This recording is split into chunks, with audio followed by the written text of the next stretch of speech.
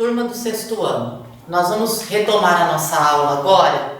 Nós estamos no caderno do aluno, aquele material que nós estávamos usando na época em que nós estávamos aqui na sala de aula, e nós vamos agora falar sobre um item que é chamado de marcadores temporais, tá bom? Então,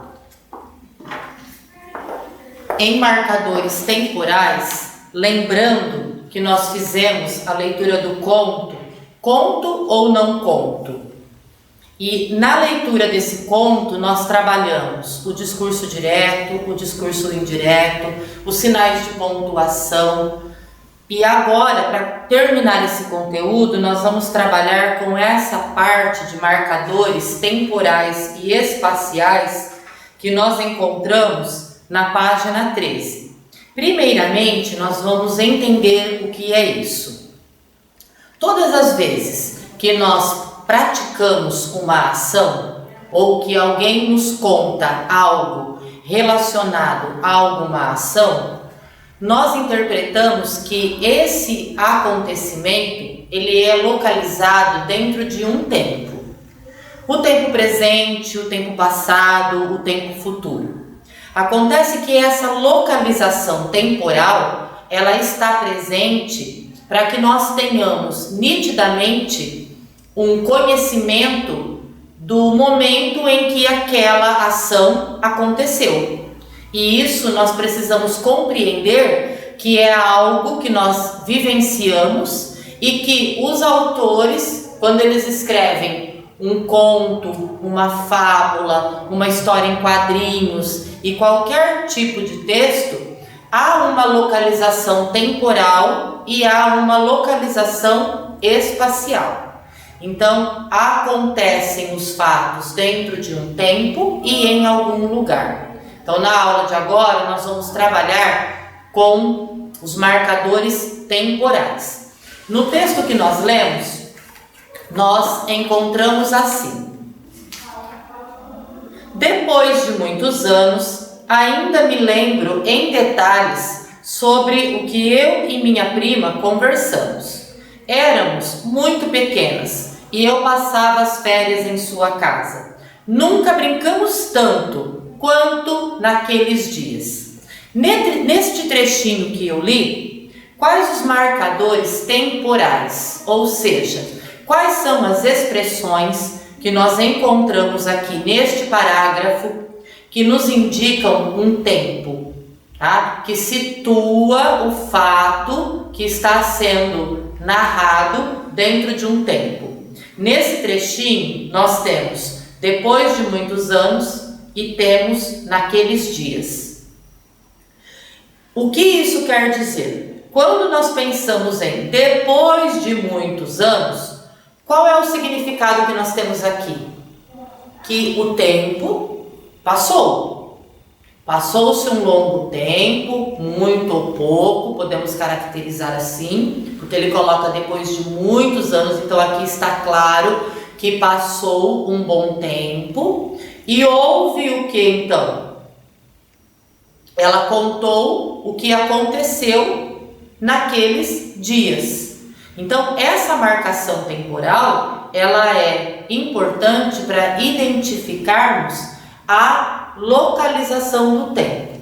E aí, quando nós pensamos em marcadores temporais, nós temos aqui alguns que eu selecionei em relação ao que nós estamos vendo no momento, tá? Então, olha só. Tempo atual, presente, hoje, agora, já. Em determinadas situações em que você chega para alguém e diz assim: mas eu já disse para você que é melhor você ficar quieto. Eu já disse. Então, eu tenho um já que me localiza uma ação em um tempo atual. Quando você diz assim: olha, já está escurecendo, vamos para casa? É aquele momento da situação em que está acontecendo. Futuro, daqui a 2 anos, em breve, amanhã, que é muito usado por nós, né? Amanhã estarei na escola às 7 horas. Observem como nós fazemos uso desses marcadores temporais de acordo com uma situação de comunicação, de acordo com um fato que está sendo retratado. Qual é o fato? Estar em sua casa. Quando? Amanhã. Passado, ontem, anteontem, antigamente, naquele dia. Naquele dia, eu passei por este lugar. Quando eu digo naquele dia, é algo que é de agora?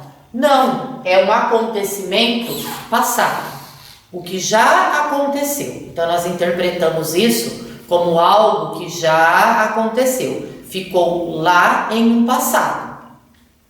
O tempo cronológico definido, quando você mostra um tempo exato, por isso definido, tá? Iremos ao cinema daqui a 2 horas. Não é um tempo definido? Agora são 3 horas. Daqui a 2 horas, que hora será no tempo cronológico? Assim.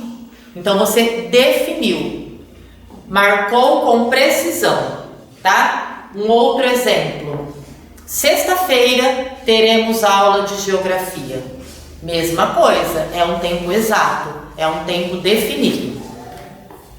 E um outro item que eu marquei aqui para vocês, frequência.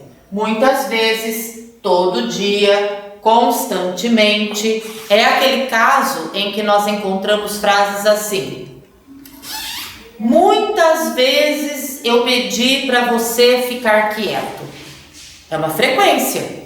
Hoje eu disse, ontem eu disse, amanhã eu posso dizer também. Então é uma frequência, é um aspecto durativo, tá? É um aspecto que vai acontecendo. E a época indeterminada, o último item que eu coloquei aqui, algum dia, certa vez, era uma vez. Lembram-se dos contos de fadas?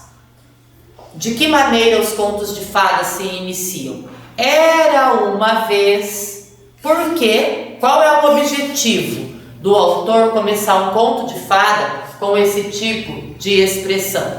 É uma época indeterminada. Ele não disse ontem, não disse há 2 meses, tá bom? Ele não localizou em um tempo definido, é uma época indeterminada.